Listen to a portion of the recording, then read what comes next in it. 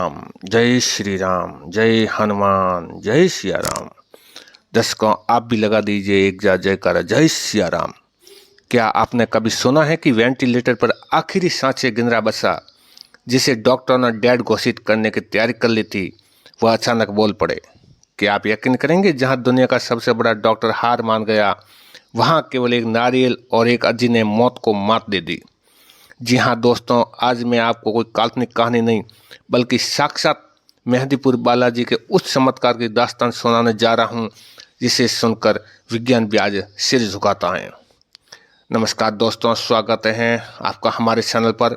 आज का वीडियो उन लोगों के लिए है जो कहते हैं कि चमत्कार नहीं होते हैं।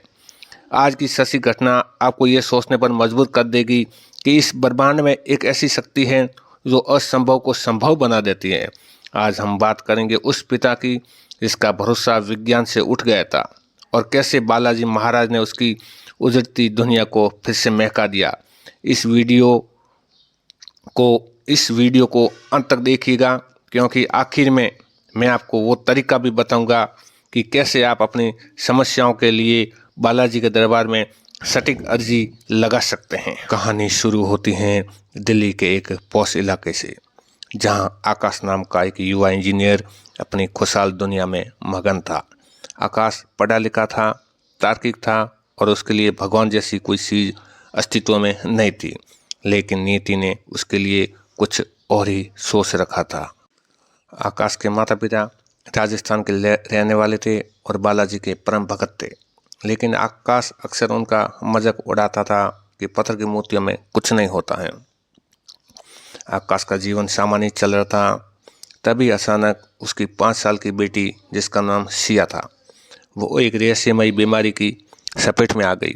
सिया को अचानक रात में डरावने सपने आने लगे। वह हवा में बातें करती और उसकी तबीयत दिन ब दिन गिरती चली गई।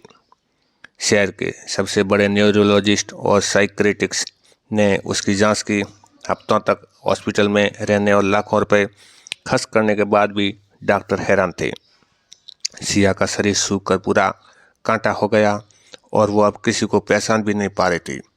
एक रात डॉक्टर ने यहाँ तक कह दिया, आकाश जी, मेडिकल साइंस में अब कोई इलाज नहीं बचा है, आप इसे घर ले जाइए और भगवान से प्रार्थना कीजिए। जब डॉक्टर ने ऐसा कहा तो आकाश पूरी तरह टूट गया। उसका विज्ञान, उसका तर्क सब फेल हो गया। अब उसकी बुढ़ी माँ ने रोते हुए कहा, आकाश की माँ ने, कि बेटा अब भी वक्त है, मेरी अर्जी मान ले। बस एक बार अपनी बेटी सिया को लेकर बालाजी के दरबार चल। आकाश, जो कभी मंदिर की सीढ़ियाँ भी नहीं चढ़ा था, अपनी मरती हुई बेटी की खातिर, अपनी औलाद की खातिर मेहंदीपुर बालाजी जाने को तैयार हो गया। वो सिया को एम्बुलेंस में लेकर राजस्थान पहुंचा। जैसे ही एम्बुलेंस ने मेहंदीपुर की सीमा में प्रवेश किया, सिया, जो कई हफ्तों से बेसुध थी, अचानक जोर जोर से चिल्लाने लगी, तड़पने लगी। वो ऐसी आवाज़ों में बातें करने लगी जो उसकी थी ही नहीं। आकाश डर गया, लेकिन मंदिर के पुजारी उनका, डरो मत, ये बालाजी की गद्दा का प्रहार है, जो नकारात्मक शक्तियों को डरा रहा है, जो नेगेटिव एनर्जी को भगा रहा है, जो भूत प्रेत जो बच्ची को लग चुका है उसको ये भगा रहा है। आकाश ने सिया को गोद में उठाया और रोते रोते मुख्य मंदिर की ओर बढ़ा। वहाँ की भीड़, जंजीरों की आवाज़ें और जय श्री राम के उद्घोष ने उसके अंदर के नास्तिक को हिला के रख दिया। जब आकाश सिया को लेकर बालाजी महाराज की दिव्य मूर्ति के सामने खड़ा हुआ तो उसे एक अजीब तरह की लहर महसूस हुई। पुजारी ने बालाजी के चरणों का थोड़ा सा जलमृत सिया के मुंह पर छिड़का और उसके सिर पर गदा सुआ दी। उसी क्षण सिया शांत हो गई। जो जोर जोर से चिल्ला रही थी वो पूरी तरह शांत हो गई। उसने अपनी आंखें खोली और पहली बार महीनों बाद अपने पिता को पहचानते हुए कहा, पापा मुझे भूख लगी है। अच्छा बेटा, क्या खाओगी? आकाश की आंखों में आंसुओं का सैलाब बह निकला। वो जो कल तक भगवान को नहीं मानता था, आज बालाजी के चरणों में साष्टांग प्रणाम कर रहा है। कहानी यही खत्म नहीं होती है मेरे दोस्तों, मेरे भाइयों। दर्शन के बाद जब वे पृथ्वीराज सरकार और भैरव बाबा यानी कि कोतवाल कप्तान के पास पहुँचे तो वहाँ एक वृद्ध व्यक्ति ने आकाश को रोककर कहा, बेटा तुम यहाँ आना नहीं चाहते थे, लेकिन तुम्हारी माँ की अर्जी और सवा मणि का संकल्प तुम्हें यहाँ खींच लाया है। बालाजी ने तुम्हारी बेटी को नया जीवन दिया है। आकाश दंग रह गया क्योंकि उसने या उसकी माँ ने किसी को भी अपनी मन्नत के बारे में नहीं बताया।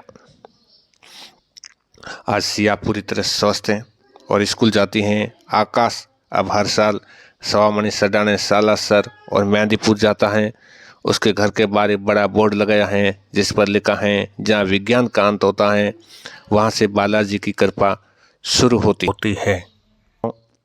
ये थी आकाश और उसकी बेटी सिया की वो कहानी जिसने न केवल एक परिवार को बिखरने से बचाया बल्कि एक नास्तिक को भी आस्तिक बना दिया।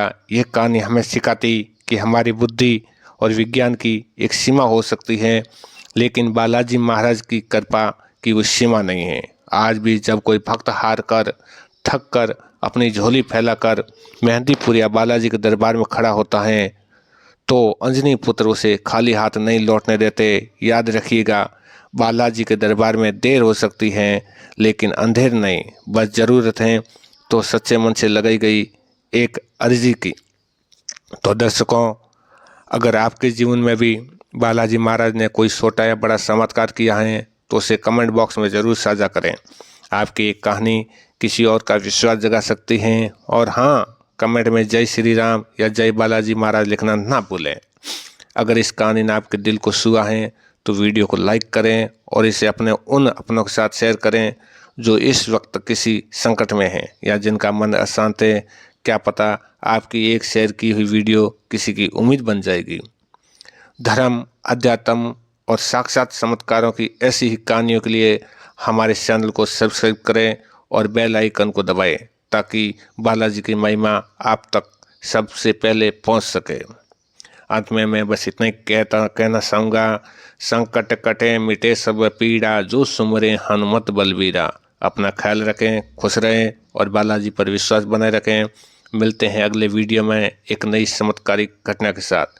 जय श्री राम, जय मेहंदीपुर बालाजी, जय सालासर धाम।